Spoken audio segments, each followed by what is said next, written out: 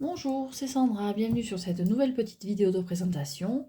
Aujourd'hui, je vais vous parler du tarot des miroirs du monde, un tarot mass market que j'ai découvert par hasard en me promenant sur Amazon. C'est un tarot français venant d'une boutique française, Majestic, l'édition Majestix. Donc une boutique spécialisée dans le spirituel, l'ésotérisme, ce genre-là. Et donc ils ont fait un tarot, j'en avais jamais entendu parler, j'ai pas trouvé de vidéo YouTube sur le sujet, donc je l'ai acheté un peu en me contentant des images qu'il y avait sur l'annonce et dans les commentaires. Et donc ce tarot a la particularité, ce qui m'a plu, bon les illustrations m'ont beaucoup plu, je les trouve magnifiques.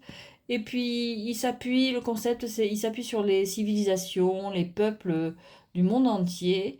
C'est un peu ode à l'humanité. Enfin, j'ai beaucoup aimé l'idée de voir différents peuplades, différents peuples, civilisations. Enfin, je me répète un peu, mais bon, on est dans ce bail-là en fait. Plus qu'un jeu, c'est une invitation au voyage, une immersion dans la diversité de l'humanité et de ses histoires. C'est un peu l'idée du jeu, voilà. Donc, appel au voyage. Donc, il arrive dans une jolie boîte cloche, qui est un peu dur à ouvrir au début. Il a un guidebook tout en couleur, un guidebook relativement épais, un beau guidebook. C'est sur le côté avant que ça tombe. Donc, en couleur, les images en petit. Donc bon, évidemment, introduction du jeu, introduction au tarot en général, introduction à ce jeu en particulier, les arcanes majeures, les arcanes mineures, bon, les suites. Bon, il y a un petit protocole de tirage comme souvent, des tirages, et puis après on a toutes les cartes, et on n'a pas beaucoup de... Non, on n'a rien du tout sur qui a fait le dessin et qui a rédigé le livre, ce qui est bien dommage. Voilà, donc les cartes sont décrites à l'endroit, à l'envers. Et puis bon, après, c'est une description de la carte et une aide à l'interprétation, somme toute classique. Quelques questions liées à la carte et une affirmation encore, bon, plutôt la partie développement personnel. Ça dépend comment vous utilisez vos jeux. Mais le jeu est vraiment très beau. Donc, je mets tout ça sur le côté avant que ça tombe encore une fois. Le jeu. Alors, les cartes. On va commencer par les cartes. Donc, le jeu est assez épais. Les cartes sont brillantes.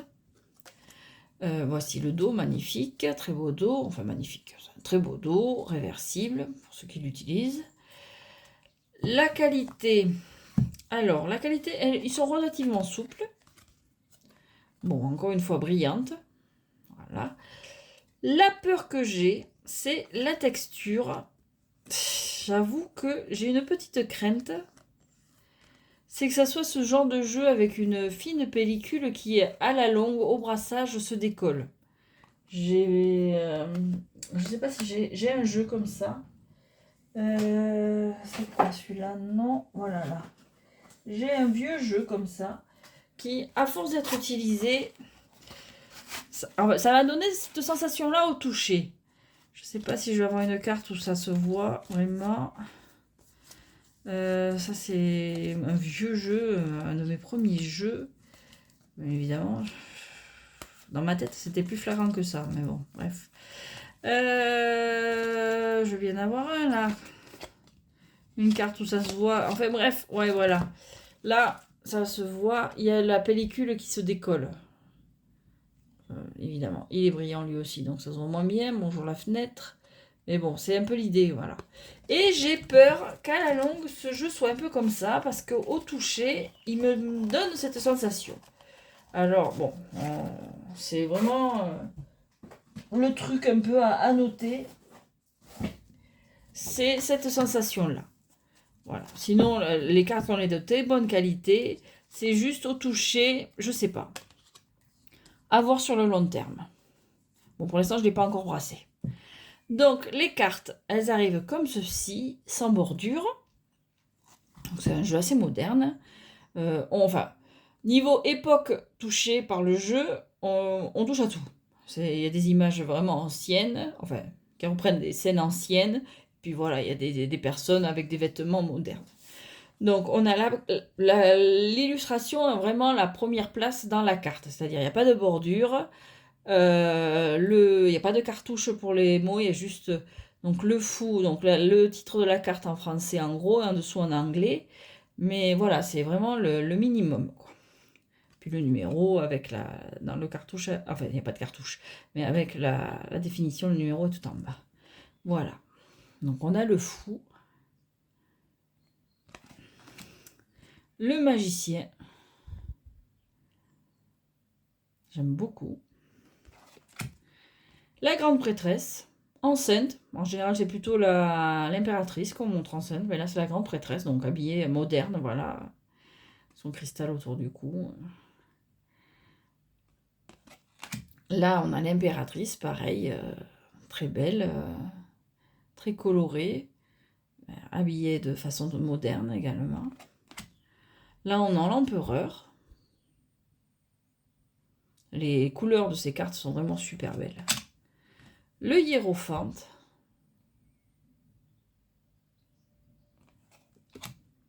Les amoureux.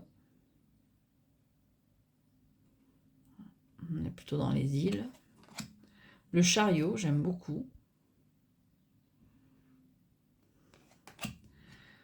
La force. L'ermite avec ce gardien de phare.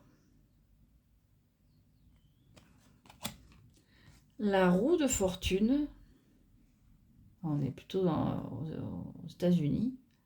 Amérique du Nord en tout cas. La justice. Le pendu.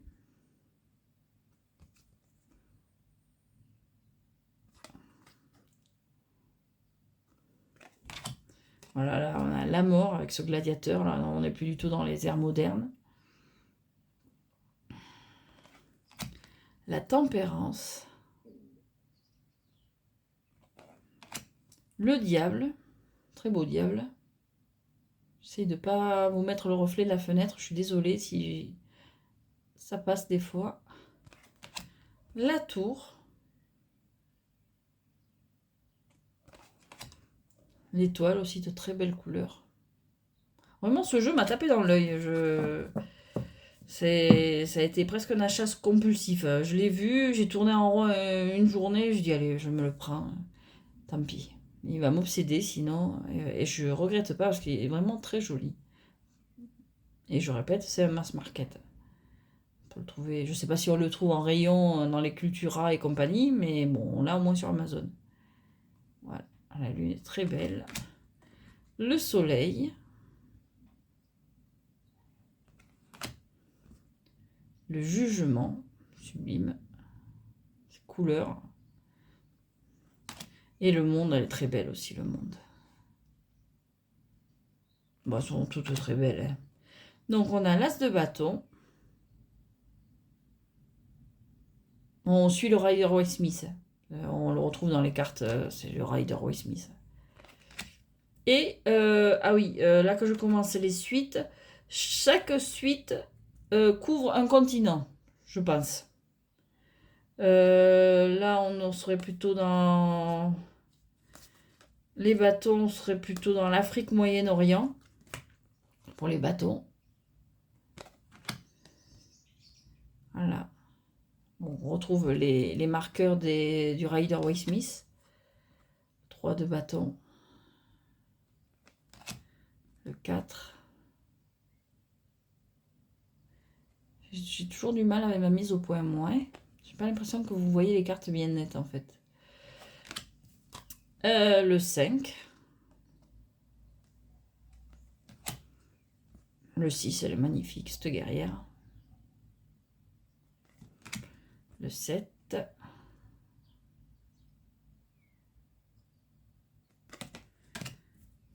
Le 8. Le 9. Et le 10. Ensuite, on a ce valet. Elle est belle, je la trouve superbe. C'est une des cartes qui a été montrée dans l'annonce Amazon et c'est la première que j'ai vue. Elle m'a tapé dans l'œil, cette carte, je la trouve magnifique. Donc le valet, le cavalier, la reine, Scheherazade, un petit peu, et le roi. Alors, pour les coupes, on est plutôt en Asie, je pense. Oui. Donc, là, l'as de coupe. Bon, sont un peu les deux. Bon, il est super beau cet as de coupe, mais c'est vrai que ressemble un peu au 2 de coupe. Ça aurait pu être un 2 de coupe. Alors, donc, le 2.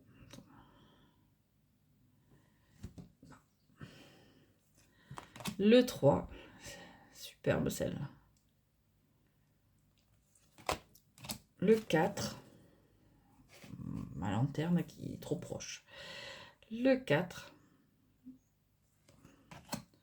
Le 5. Alors là, on a les marqueurs du Rider-Waite-Smith. Donc, pour les débutants, il est pas mal celui-là.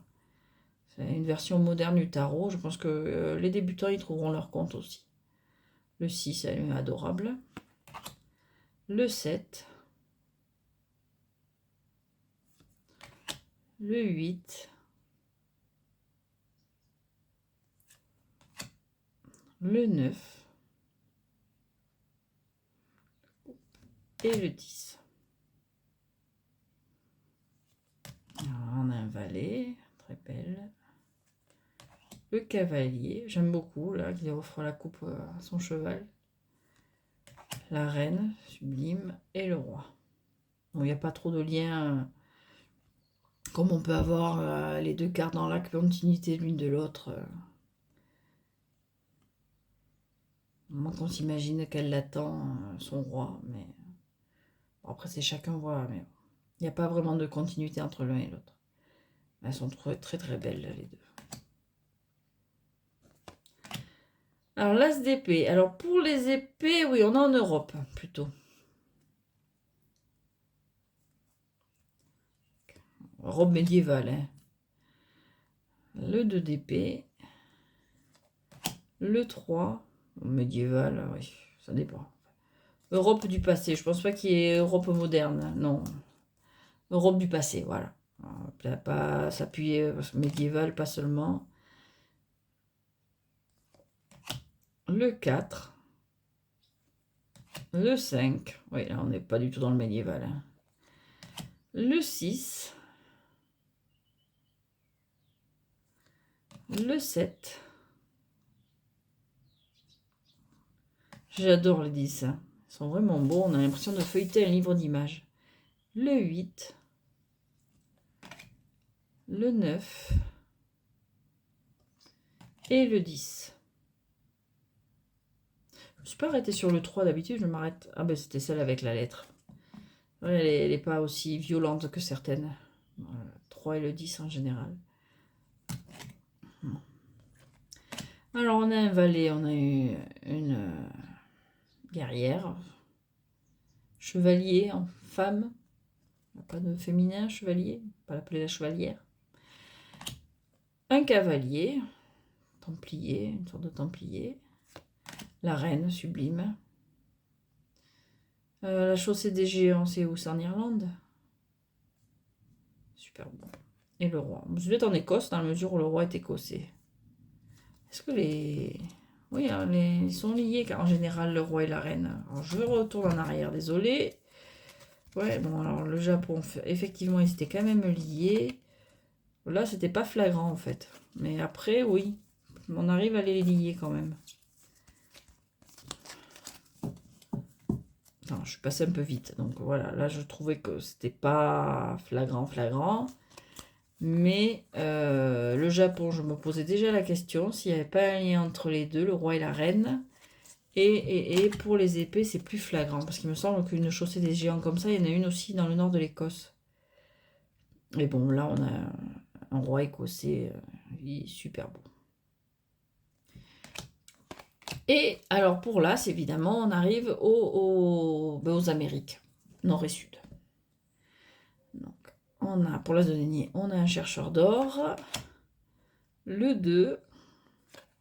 Le 3, elle est belle, celle-là aussi. Celle-là aussi, elle m'avait tapé dans l'œil. Elle était dans l'annonce. Je trouvais super belle. Le 4. le 5,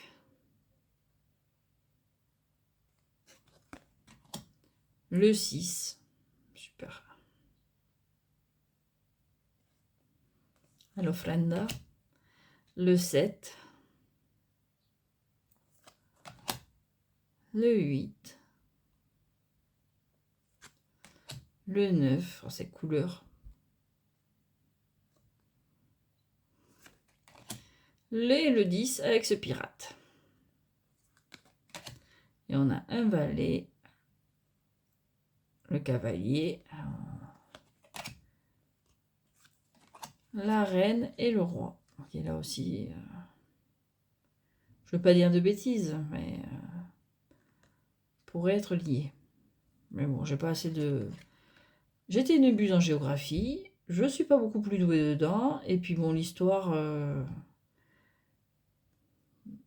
J'aurais tenté de dire qu'ils sont liés parce que les autres avaient l'air liés, mais bon, je ne veux pas dire de bêtises. Donc voilà, et ce jeu, je l'adore. Je vais faire attention à mes cartes pour cette histoire de pelliculage, voire être sûr que ça se dédouble pas comme c'est arrivé sur mon ancien jeu. J'aime trop ce jeu, il est trop beau. Vraiment, il est moderne, il est rafraîchissant, il est coloré. C'est une invitation au voyage. C'est vraiment, je l'aime beaucoup ce jeu. Tout en restant simple pour moi qui suis pas une foudre de guerre en tarot, hein, on va pas se mentir. Qui suis toujours en train d'apprendre. Je suis au début de mon apprentissage même. Vraiment, ce jeu, j'ai envie d'aller vers lui, j'ai envie de l'utiliser, de rentrer dans les cartes, d'essayer de les lire. Vraiment, c'est une belle découverte. Donc, j'espère que cette présentation vous aura plu. Pour moi, c'est un coup de cœur, ce jeu. Bon, on a encore une fois à voir la qualité des cartes sur le long terme. Et puis, merci d'avoir regardé cette vidéo jusque-là. Et je vous souhaite une bonne journée, une bonne soirée. Ça dépend à quelle heure vous regardez cette vidéo. Et je vous dis à très bientôt.